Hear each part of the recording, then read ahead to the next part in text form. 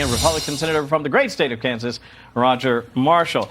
Senator, always a pleasure to have you with us. And listen, I've been looking at the numbers. I know Mike Lee has been all over this. He keeps saying the same thing. Get it done for the good of the country. And you and others agree with that. Let me share what Bernie Moreno had to say about it. Get your reaction on the other side.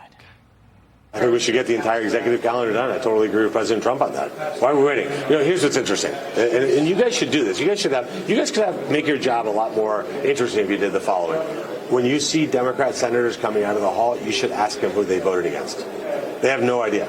These are all nominees that in a normal environment would just sail through. Now, that is exactly what I've been hearing from my sources on the Hill. Is that your experience as well?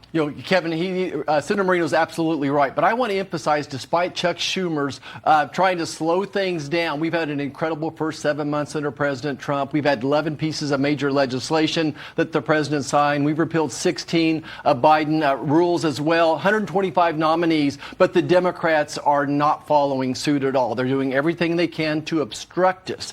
I think the big emphasis here is that 70 to 90% of the people nominated in years past by different presidents have been done so by unanimous consent or by some type of a voice vote. So they are slow walking things. I'm here today between votes, and hopefully we'll come to some type of a truce this afternoon and can get on with some of these votes through a unanimous consent. Because a lot of people, senators, say, listen, I know you have to get these nominations over the finish line, but you also have business back home. They have to get you back there so that you can not just meet with your constituents, but also, again, share what you all have been doing in their stead here in the nation's capital. Right. I just don't think it's the best use of our time up here to dominate it by doing just these nominations that were already vetted through committees with near unanimous support. If we're going to be up here, we should be working on balancing the budget, going through appropriations buckets. And sure, I want to go back home and communicate all the great things, the largest tax cut in American history, make sure that all the Kansans know that they're going to be able to keep $1,000 a month more of their hard-earned money. Yeah, no tax on tips. There's so much happening here in Washington. You want to get that word out, but you got to get the job done here in town first.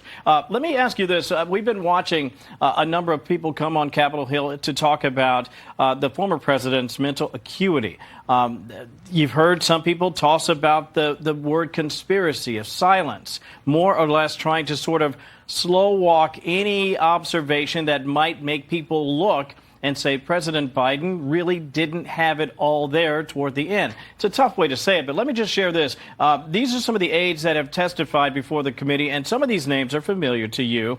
I'm just curious from your perspective, how important is it to continue to unpack this story, even though the former president is no longer in office? Well, listen, I think that this is the threat to democracy once again, that this was a national security threat, and we need to hold people accountable. Look, I'm a physician, but it doesn't take a physician to look at Joe Biden's neurodegenerative decline.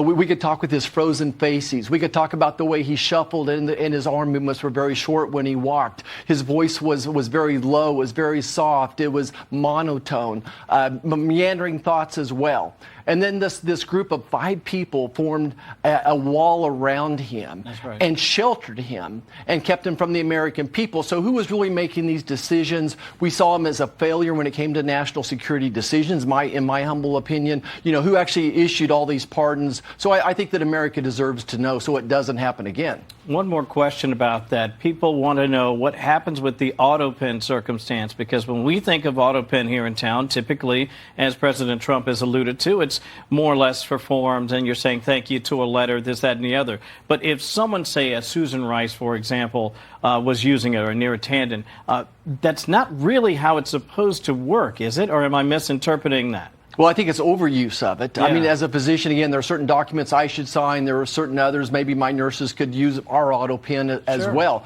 But I think when it comes to pardons in particular, I think when the president signs his own name there, it means that he looked at this. I think there was over 1,400 pardons, and you're going to tell me he looked at all of those. Again, I think we need to hold people accountable, and it'll be really curious what the courts do with this issue eventually. Yeah, it's going to be very interesting. Listen, I know you got a lot of work to do. Get back over there. Thank you for taking time out today, and always great to see a Kansan here in town. Great to see you, buddy. Thanks, Kevin. Appreciate it.